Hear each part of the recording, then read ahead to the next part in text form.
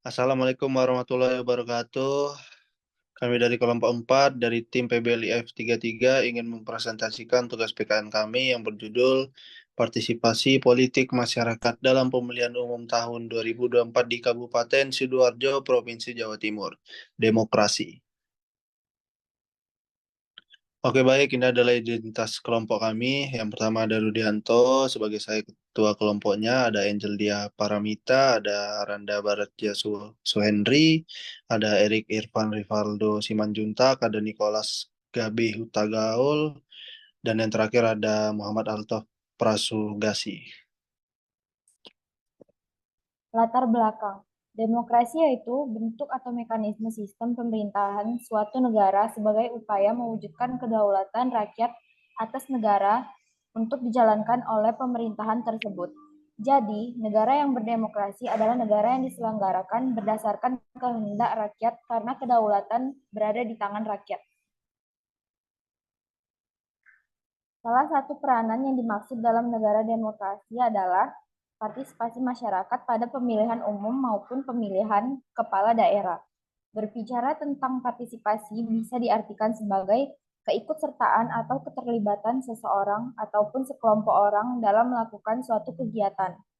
Maka, suatu kegiatan yang dimaksud adalah keterlibatan atau keikutsertaan seseorang dalam memberikan hak suara pada pemilihan umum maupun pemilihan kepala daerah dan ikut serta menjadi anggota partai.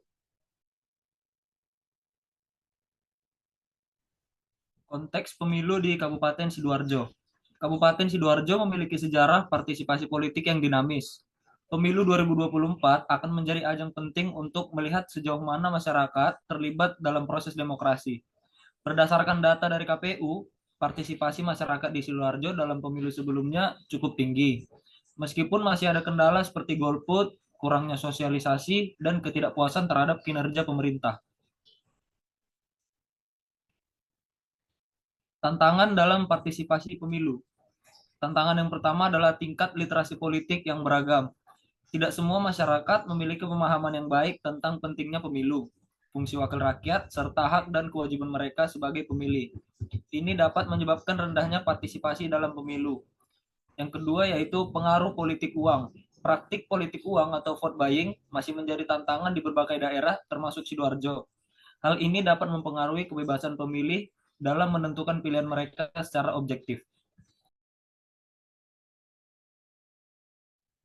Permasalahan.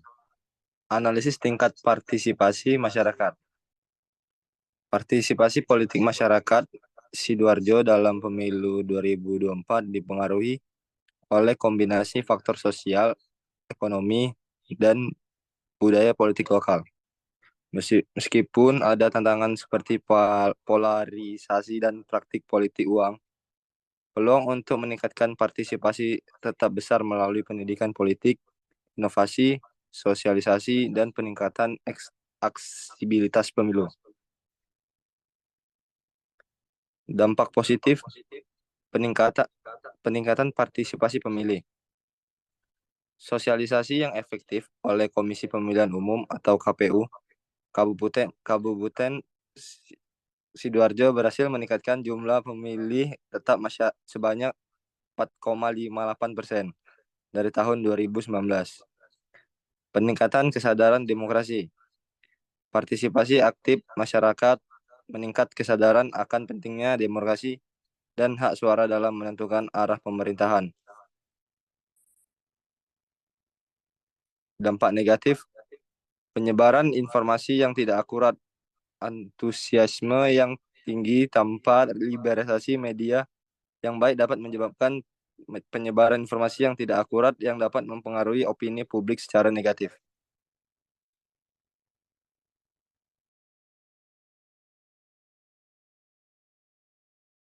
Solusi yang dapat diterapkan untuk mendukung keberhasilan pemilu di Kabupaten Sidoarjo yaitu mengadakan pelatihan dan sosialisasi berkelanjutan yang melibatkan komunitas lokal, sekolah, perguruan tinggi, dan organisasi masyarakat untuk meningkatkan kesadaran politik masyarakat. Yang kedua, ada manfaat platform digital seperti media sosial, aplikasi, dan website untuk menyebarkan informasi pemilu secara real time. Yang ketiga, ada menyediakan fasilitas khusus untuk pemilih lansia, penyandang disabilitas, dan masyarakat di wilayah terpencil.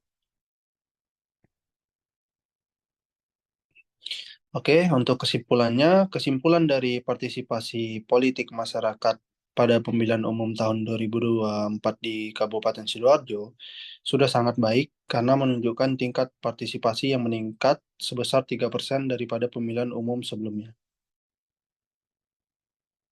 Oke, baik. Terima kasih. Mungkin ini tugas pekan kami, ini presentasi kami. Kalau kami ada salah kata atau ada kekurangan dari penyampaian kami mohon maaf. Sekali lagi, Assalamualaikum warahmatullahi wabarakatuh.